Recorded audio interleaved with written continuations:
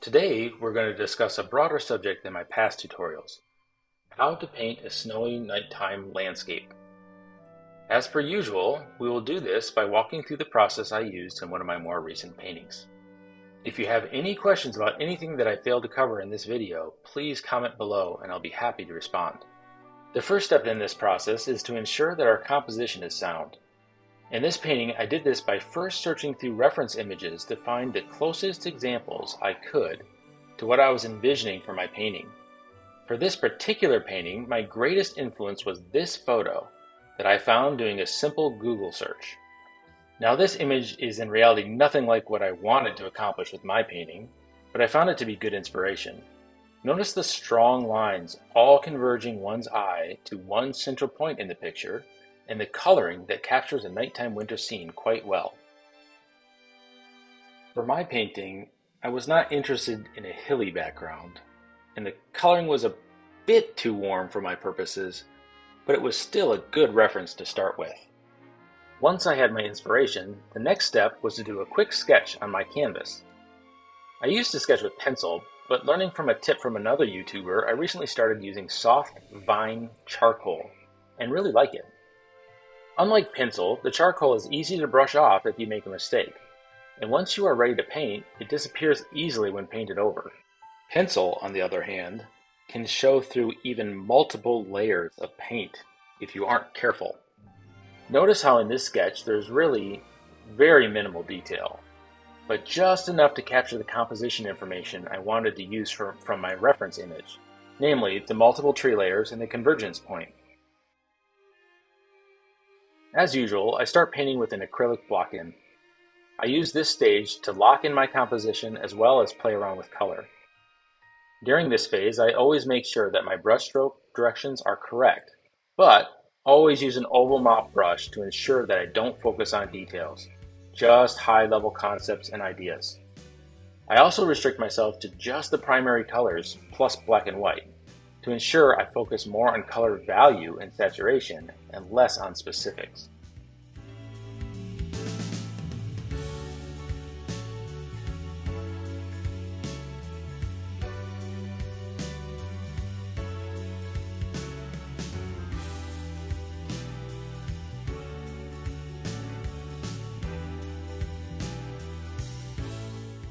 Notice with this block-in specifically, I'm focusing on ensuring that the primary elements of this landscape are properly distinguishable. Sky to tree lines, background to foreground trees, background to foreground snow, etc.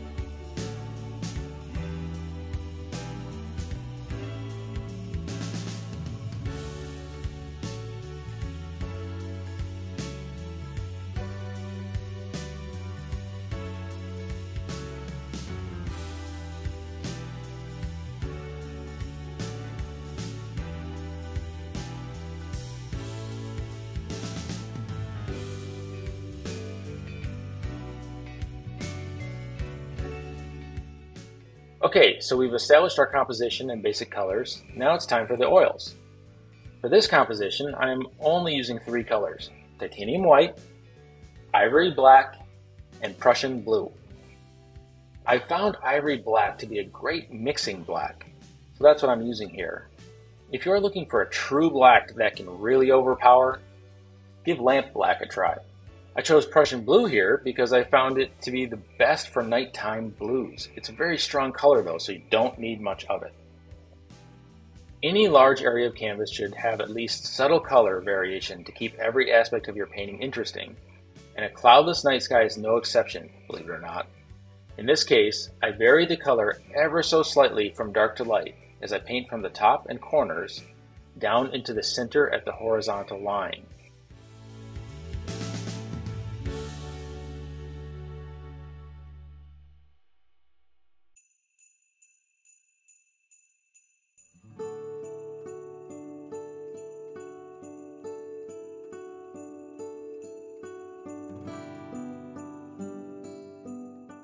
At this stage, your sky could be overcast or clear.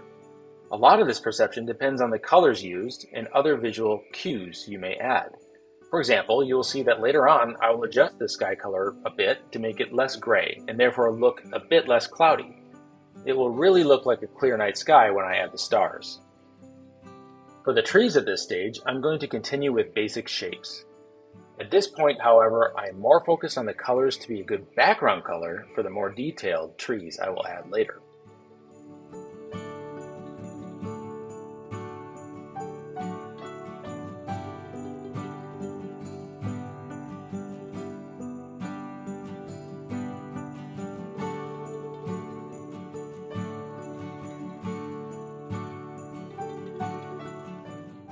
Here I am adding a darker section to the foreground trees to imply that extra bit of shadow the trees create.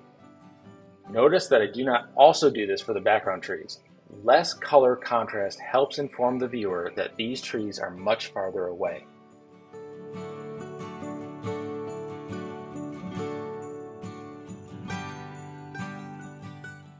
Okay, next is the snow. I want a nice, pristine, untouched snow for this painting. As I mentioned earlier, no large area of canvas should be one flat color, so I add subtle color variation to keep things interesting.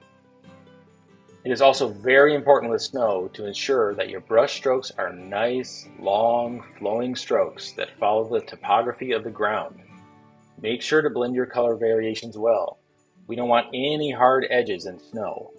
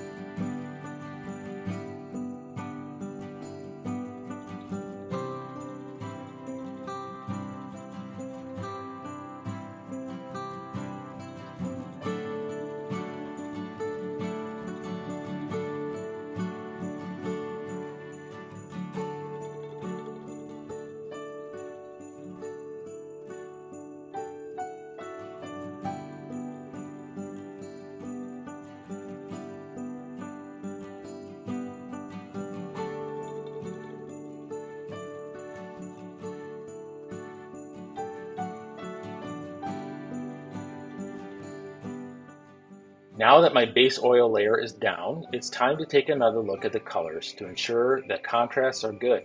In this case, I've decided that the sky is too gray and doesn't have enough color variation, so I correct that here. If I were to wait and notice it after tree details were put in place, it'd be much more expensive to correct.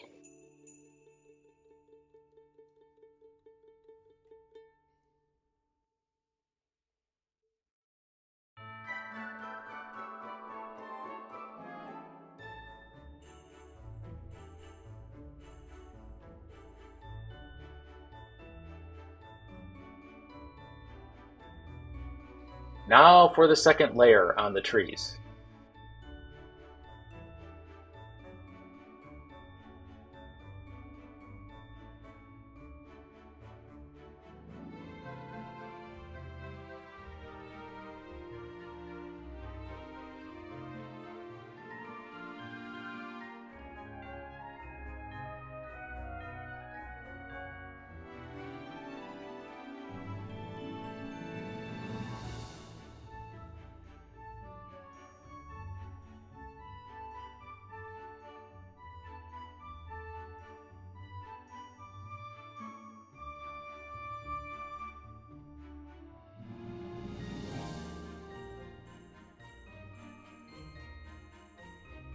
Notice that I am painting the background trees with all one color and the foreground trees with all another color. My main intent at this stage is to establish the tree skyline and branch definitions. We will add additional depth later. For the skyline, we need to make sure that overall we are following our composition flow, ensuring that the viewer's eye still gets pulled into our painting's focal point. But in addition to that concern, we want to ensure that we have a sufficiently staggered skyline to keep the visuals interesting. We want less of this in the background to reinforce that sense of depth but feel free to be dramatic with the foreground trees. As long as in general the trees get larger as you move farther from the focal point, it's time to go crazy and create some dramatic trees.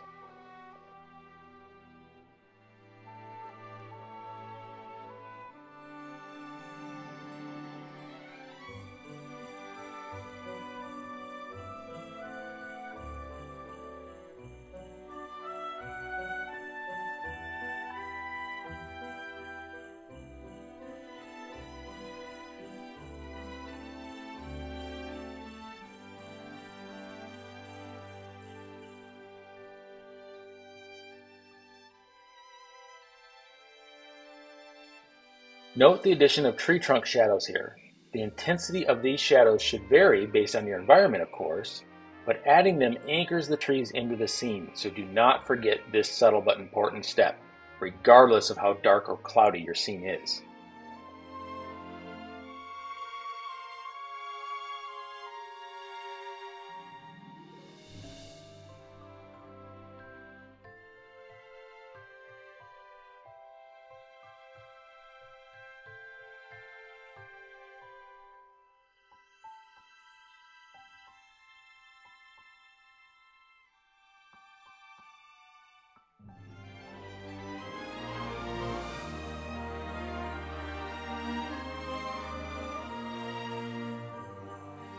Okay, this is a snowy scene after all, so let's add some snow to these trees.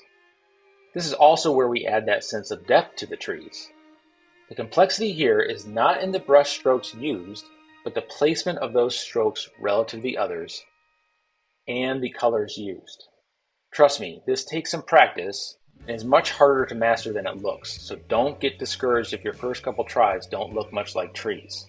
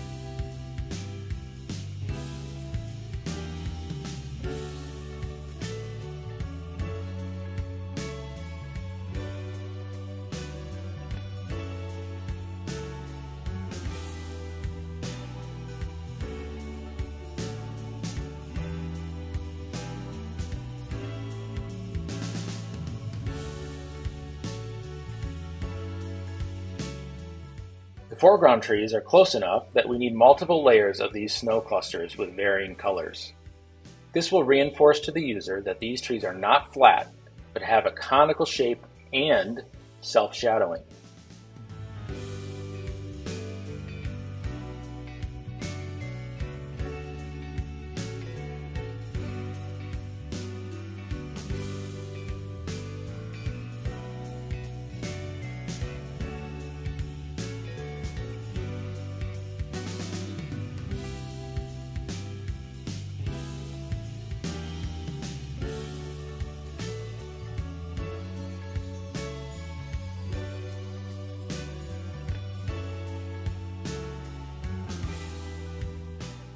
And that's it. Easy, right? Trust me, it's going to take some time and hands-on practice to get a feel for it, but you'll be painting beautiful snowy landscapes in no time. Thanks so much for watching. If you like this content and want to see more like it, please like and subscribe.